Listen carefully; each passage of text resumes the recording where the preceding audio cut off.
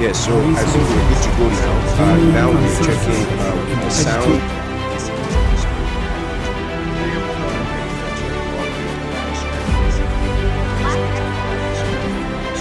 This is WhatsApp Naija.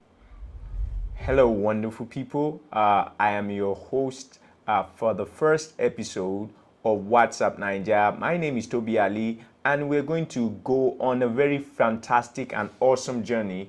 There are certain things we are going to be learning today, and we're going to be looking at a subject matter that I like to call Project Nigeria. And why is this important? Well, but before we go ahead, let me quickly start by saying Happy Democracy Day to Nigeria. There are a couple of us now that are protesting. A couple of us are, out in the field. Some of us are sitting at home. Now, as fantastic as all these things are, we need to understand certain things about our country, right? And I would like to say this quickly now. Democracy is not even a major problem. There are fundamental problems that are wrong with us as Nigerians, and there are things that we need to realize. And we are going to be looking at some of them even as we go on. So just hang in there, right there. I'll be back immediately after this very short break.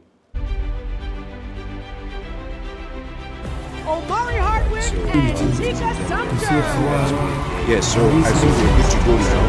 Now we're checking the sound.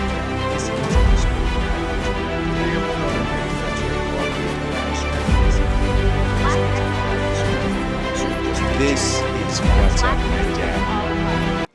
All right, so you're welcome back. So today we are going to be looking at something about our nation, like I said before, and it's important that we understand the genesis of our country. Now, as this word implies, which you can see in my slide just beside me over here, there is something about a project, right? What is a project? A project is something that has been put together by certain people or by system or by people to achieve a particular goal, So we need to understand that first and foremost, Nigeria did not start as a nation. Nigeria actually was a project. Now, unfortunately, the issue with this project called Nigeria, if we do not understand the very nature of what this entails, for a very long time, we will just be wasting our time even with democracy. A couple of people think, it's Buhari that is our problem.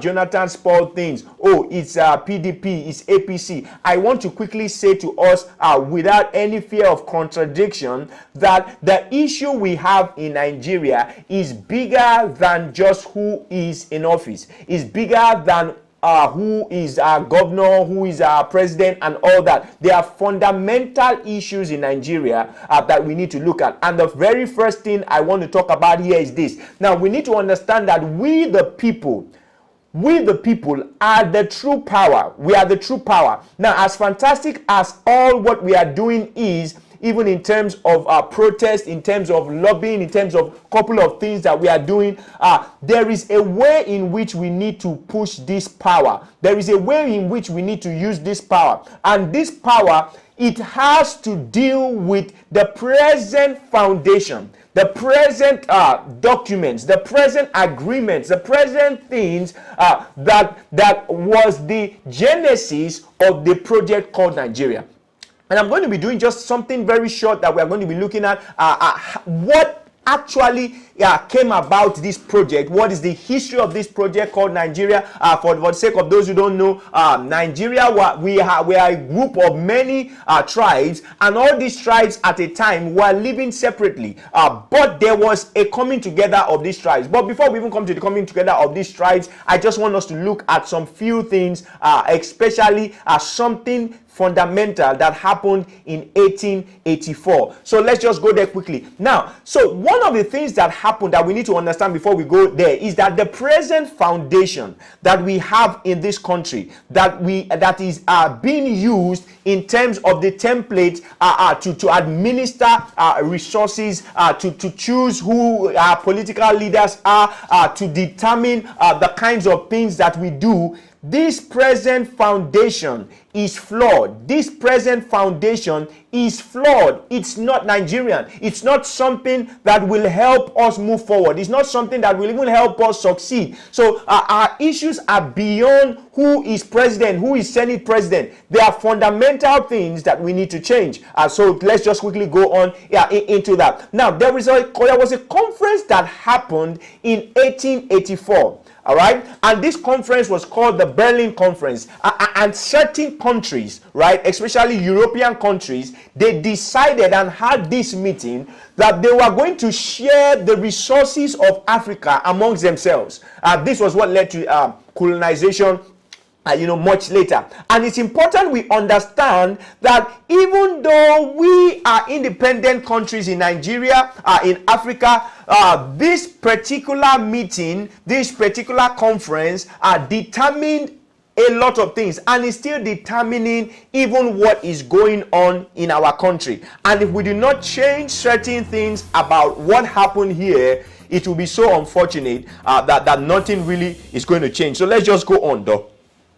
So in this map that you see here, I think I should make this as big as possible so that you can see it, right? So in this map that you can see here, you will realize that it is colored by certain things. There are certain countries that you can see, right? I mean, countries that are colored. So for instance, you see a place that is blue. That was a place that was governed by France. It was governed by France. And these particular places are the places that are known now today as Francophone countries, because it was France, that decided that, this is the part of Africa that we are going to dominate, we are going to control, and we are going to exploit its resources. Now, the places that are in pink, which are the place I have that we are really discussing for today, you see, is it was being controlled by Great Britain.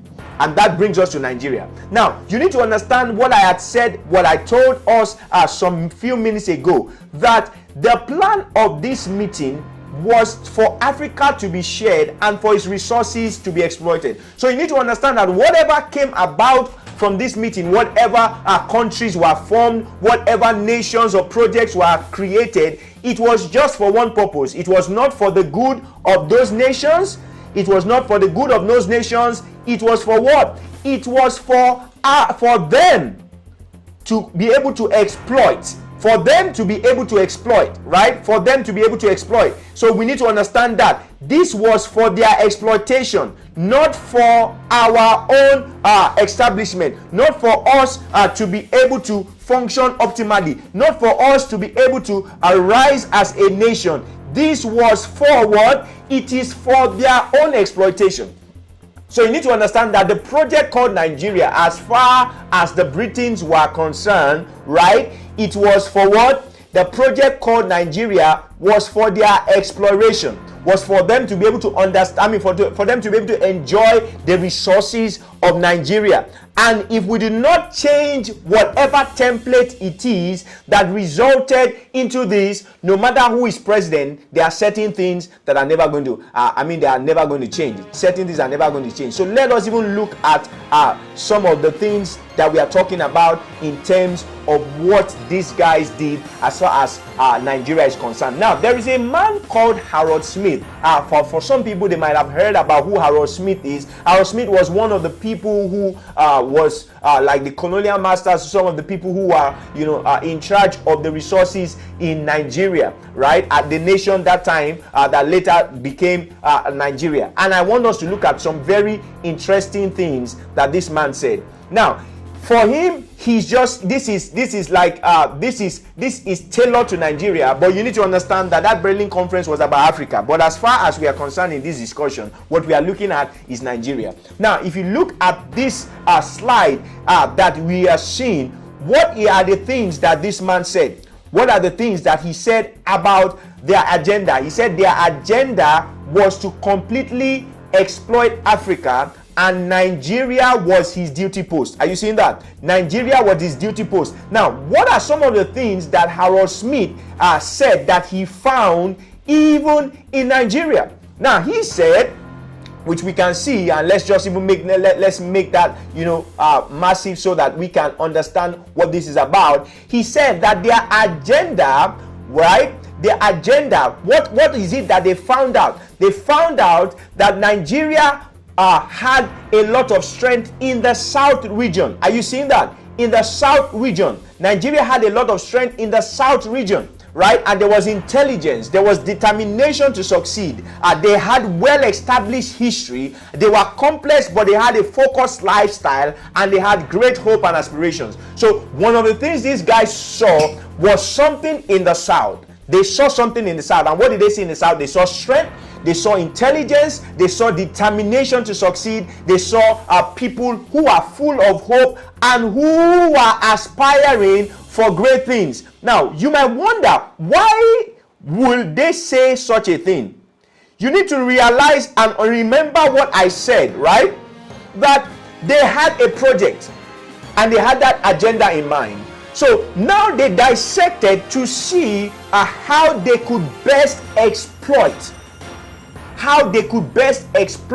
Nigeria, and they found out that there was strength. What did they find out? That there was strength. There was strength in the south. There was intelligence in the south. Now, what did they also find in some other places? Let's just follow me as we go on. Now, he also said that in the east, they found out that the east was good for what? For business and technology. And that the west was good in administration and in commerce and in law and medicine. But guess what is so sad about what happened? Now, as great as this was, look at what happened. They said that the east was good for business and technology, the west was good in administration and commerce, law and medicine. These are the strengths. But it was a pity that they planned their agenda to give power at all costs to the northerner. Now, I want to quickly say, before we go on, that what I am trying to achieve here, I am not trying to hit the polity. I am not even trying to bring about, let's say, a southern agenda or agitation or all that. No. That is not my aim. But it is important for us to understand how this project came to be, so that we can properly change the things, the templates that we need to change, so that this country can rise.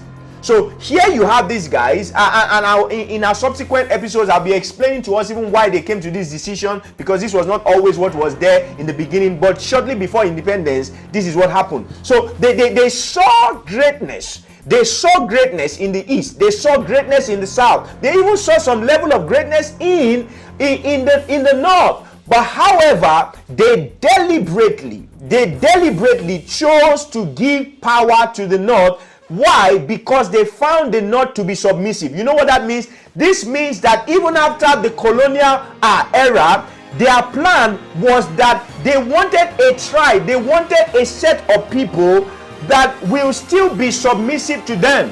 Do we understand what is going on? People that will still be submissive to them. And they realized that if they gave it to the south, to either someone from the east, the easterners are good in business and technology, and the west are good in administration, those guys will not be as submissive as they are. And the truth is this, let's not deceive ourselves. Look at our race. Who are the people who are the most submissive people? They are the northerners. And these guys, the Britons, took advantage of this. They took advantage of this, and they realized that they were going to give power to them. Now, this gets interesting. Let's just go on, and we are going to see some other interesting things. Now, this man also said that his mission was accomplished by destroying opposition at all fronts. So, and they had said that because the West led in the fight for independence, that they were going to be punished. Can you imagine that? So this is why, for instance, if you check out Nigerian history, you check out a lot of things. The people like Awolowo were fought for certain reasons. There were certain things that have happened. There was a lot of things that happened. But let's just go on. So he said their mission was to destroy all opposition at all fronts. And because the West led in the fight for independence, they were punished that they will not rule Nigeria. Can you imagine that? Can you imagine that? So we see that here, that even the tribal sentiment that we see did not even start from us. It was infused into our system, into our minds by some people who had a sinister plan to continually exploit the resources of our country. What a shame, what a shame. Now, this even gets more interesting. He now even said that when it came to the census, look at what's happening. He said the census results were announced and they were counted. But guess what they did? They rigged it and they ensured that the northerners had more population. Now, let's be very frank with ourselves, and like I said, this has nothing to do with any agenda or anything, but this is the truth of the matter. There are a couple of us that have traveled right around Nigeria. I'm privileged because of the kind of thing I do. I also do a lot of training even for government and for other people, for companies and co. So I travel a lot. I've been to the north, I've been to the south, I've been to the west. I can say authoritatively that there is more land in the north than people. But is it not amazing how, as it is today, according to this census which was rigged, the north, apart from Lagos, has the largest population in terms of states. And you know what this means? As far as the present template is concerned, allocation is determined by population. So it was deliberate. So let's just go on as we go on. I'm sure this is making some sense to us, right? He also said that they used this bloated population. There's a reason why they used it. He said they used it to maintain votes. So that as far as the power is concerned, since the north is the most populated, they will always determine who becomes the president. And you know one of the saddest realities that we have in Nigeria? Let me just tell us this. We are a country that so far so good. We are talking about democracy. We are talking about a couple of things. But is it not sad that if the largest number of our population, according to census, according to what was read, are the northerners, and they are the ones that are the most uneducated, does that not already tell us that when it comes to elections, the people who are the least educated, the people who are the least educated will determine who becomes our president? Is that not sad? And do you know what this means? This means that irrespective of the goodwill of anybody from the south or from the east, as long as this template is being followed, as far as population is concerned, the north will always determine who becomes president. This is why, for instance, every politician in Nigeria, including one person from the west who is trying to be president, they are always trying to woo people from the from the north, because this particular exploiting template that was set by the Britons is still in play. So do you see why, no matter how the intelligent, or how they say youth are not too young to rule and all that, no matter whatever it is we do, as far as this template is still being followed, guess what will happen? It is still the north that will determine who becomes president. And unfortunately, most northerners are not educated. So you know what that means? It is easy for them to be manipulated. And guess what happens? It is also easy for them to pick who is not right for us. And at the end of the day, we'll be at the mercy of these present things. There are still many other things I want us to look at, but I need us to understand certain things. So fellow Nigerians, I want us to understand something very fundamental. We are going to be looking at some couple of things, but this is just our first episode. I want this to sink in, and I want us to understand certain things. Listen, irrespective of who is president, irrespective of whatever is going on, if this template that was put for the exploitation of Nigerians by the Britons, if we still follow this template, no matter the protest of June 12 that we are doing, no matter whatever it is that we are doing, guess what happens? The wrong set of people will remain our leaders. Ladies and gentlemen, these are things that we need to deal with. In the next episode, we are going to be looking at a couple of other things. We are going to be looking at some more confessions about what this man said. And like I had said before, please understand me very perfectly. This has nothing to do with any tribe. I am not a tribalist. I am not against the North. I am not for the South. I am for Nigeria. But I need us to understand that the present template that we have, if we do not do something about it, guess what happens? Whoever is president, it doesn't matter. Nigeria will still instead be more exploited. By who? By Britons and by other countries who are smarter than us. My name is Tobi, Alli. I'm sure we've learned one or two things from this episode. We're going to be looking at some more things. I'm still going to be dissecting more even about these Harold Smith confections, and I'm going to be looking at some other things that we're going to be doing. Just watch out. WhatsApp Nigeria is here to stay. There are a couple of other things that we are going to be doing as we go on, but I want us to chew on this. Like I've said before, the present foundation that we have as a country is not Nigerian, is not helpful for us.